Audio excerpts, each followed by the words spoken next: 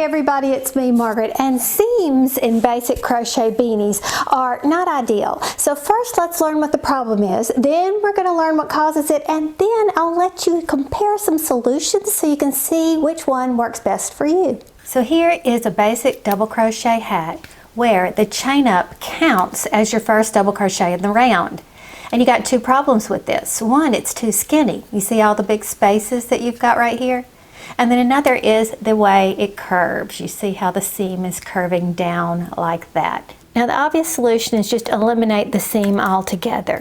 And that is by doing crochet in continuous rounds. You never have a join, so just get rid of the join and you don't have any issues. So this is my preferred way. If I can't avoid a seam, I'm going to do it like this. But sometimes you just have to have the seam, so what can we do about it? So to fix this, we're going to have to fill in these spaces somehow to make the seam less noticeable, and then shove it over a little bit so that it is in line with the nape of her neck. So first, let's mind the gap that we see here in the join. The point where the beginning and ending stitches join is naturally going to be a bit wider than a single stitch, so that's an issue.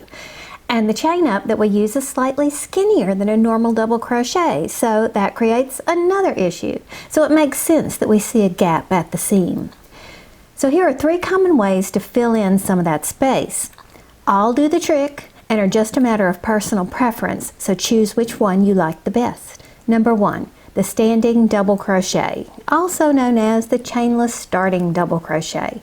Here it is before we straighten the seam, and it already looks better. It's done like this. So you'll join as you usually do with a slip stitch, and then instead of chaining up, you're going to do this. You'll pull up a little bit, about the size of a double crochet. Hold it in place with your working hand, and then do some gymnastics. You're going to go around, you're going to yarn over, and then you're going to pull through one. Now you have two on your hook. Pull through both.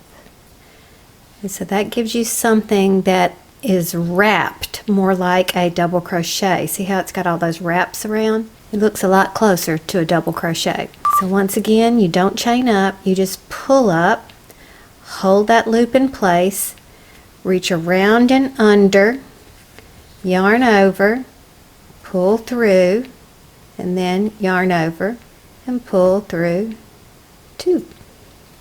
That's the standing double crochet. Number two, the single crochet chain one. And again, here it is before we straighten the seam, and it already looks better. It's done like this. So you'll join with a slip stitch as you always do, and then you'll chain one, and then go right into the base of that stitch. You see that opening right there? And make a single crochet.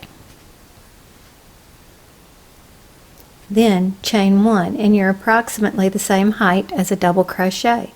So after the join, you're going to chain one and then go right back in at the base of that chain and make a single crochet, and then chain one. And see how it's much wider, so it fills in that gap. Number three, the filler chain two, for lack of a better term. This is the one I tend to default to for some reason. I guess it's the first one I learned. And again, here it is before we straighten the seam, and it already looks better. It's done like this. So you join with a slip stitch just as you always would, and chain two. Now, we're going to ignore that chain. We're going to pretend that it does not even exist. Let's continue the pattern as we normally would, which, let's see, I'm on the second row, so I'm going to be putting two in every stitch all the way around. So when you get all the way around and you're ready to join, ignore that chain two. Pretend it doesn't exist. One, two. Look at the first completed double crochet, which is this one right here, and slip stitch into that. So there it is, completely ignored, but it does create a filler. So now you've got a few of the common solutions for filling the gap here that you can choose. But what do you do about this leaning seam?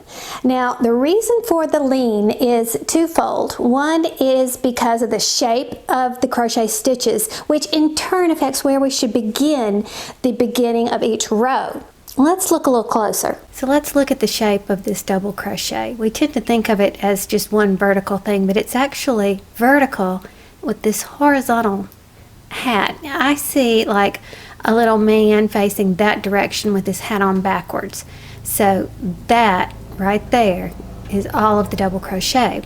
Now when we go to work, we insert our hook on top of the little man, like right under him, but the yarn will catch and slide over to the side. So I'll just do that. We insert it in here and we'll make a double crochet. And where does that yarn sit? But see, over to the side. So as a result, the stitches don't exactly sit one on top of the other. And because we have different types of stitches, we're going to get varying results of the lean. So here's the half double crochet, and you can see that the hat is almost, let me try not to pull it but cover everything up. The hat is almost not on the head at all. It sits way over to the side. So that means we're going to have more of a lean when we use half double crochet. So it will vary by stitch. So they don't align perfectly one on top the other. And since different stitches have different shapes, you're going to see varying degrees of this lean.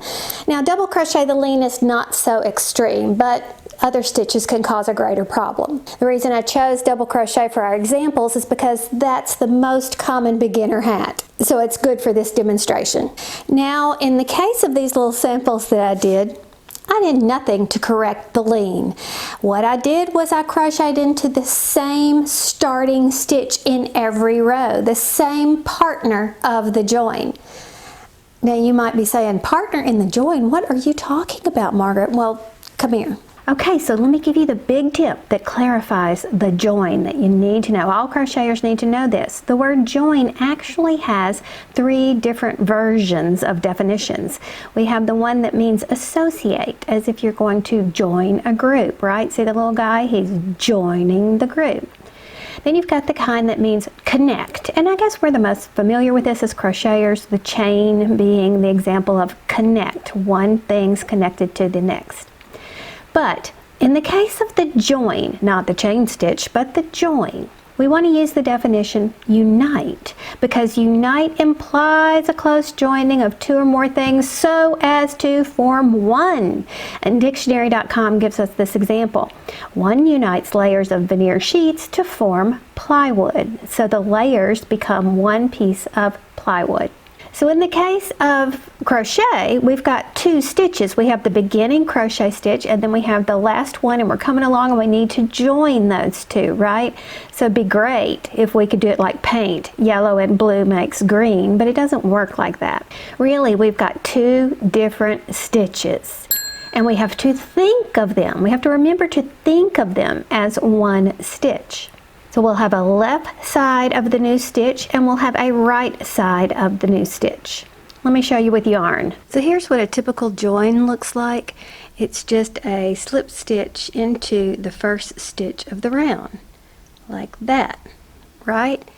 Looks great, but watch when I change it to 2 colors. So we come back around, time to join. We are going to insert into the very first stitch of the round and slip stitch. Okay, so we have joined our last stitch right here with the first stitch right here. The first stitch is green, the last stitch is blue. Now our brains in crochet tend to think of the definition of join as connect. See, we connected them, right? But when it comes to joining, we have to think of it as a unification. The 2 become one, as in holy matrimony. So think of myself as the officiant, and we're going to think of the slip stitch as the ceremony, and now the 2 stitches become one. So you have the green partner and the blue partner. So what this means is that if you crochet into one of the partners, then you do not crochet into the other partner. If you do, you're going to increase your stitch count, because in joining, the 2 become one. Now sometimes the instructions will tell you, chain up a certain amount and then to crochet into the base of the chain. So of course that's going to be like right there. That's going to be in the first partner because see how it's at the base of the chain. And sometimes you'll start right here instead in the first full stitch, considering the join to be the last stitch. So if you do start in the first stitch, then that means you haven't addressed our little joined couple here. So you'll go all the way around and you'll crochet into the blue partner for your last stitch. Does that make sense? To further complicate matters, some designers call the base of the chain the first stitch, and others will call the stitch right after the join the first stitch. However, this is not a problem anymore once you understand this mystery of the join. You'll be able to decipher what the designer does and then apply your own favorite joining technique. So I think I've made that abundantly clear. The two have become one and you choose either one or the other as your stitch for this point in your project. However, we all learn differently, so I've presented it a little bit differently in this video, which I will link below. So back to these samples. No matter which of the chain replacement techniques that I used, I always started my rows in the left partner of the join because that's often what you're told to do in patterns. However, this causes something that I call the crochet creep. That's going to make your stitches move a little bit to the side, each row, thus making a lean. So I'm going to show you a little trick that fixes the problem, and you can use it with any of these replacement techniques, these chain replacement techniques that we talked about earlier. Bottom line, it's as simple as alternating which partner you use in the join on each row. So if you use the first partner here, you'll use the second partner here. First here, second here. Take a look. So in this hat, I'm using the ignore the chain to filler method. And you'll see here is where I chained it right there. And then that's the second partner on this side. Here's the first partner. And what I did with this double crochet was I went into that first partner. Okay, so keep that in mind. That's what I did for that row. I went into the first left partner. Okay, so I am going to reach over it and I'm joining in the top of the double crochet. And so there it is, hiding in there. So this time when I chain that filler, instead of going into the left partner as I did on that previous row, this time I'm going to scooch over and go into this first full double crochet stitch. Not the partner, but the stitch. So here I'm putting in that double crochet right here and I've approached the join. Now we ignored the partner in the join right here when we first got started, right? So remember, we always have to choose one of the partners. So since we skipped the left partner, we've got to do the right partner. So we'll put a double crochet right there in that partner of the join for our last stitch. And again, we're going to skip over that chain 2, reach to the first double crochet like that. So we've alternated between partners. This one right here was on the left partner and this one right here was on the right partner. And you just go back and forth until you finish your hat. So bottom line, you need to choose a method that will fill the gap and then you alternate where you start each one of those rounds. And poof, you've improved the look of your seam. Check the description box below for timestamps in case you want to rewatch any certain segment. And as always, thanks for watching. Hope it helped. Bye.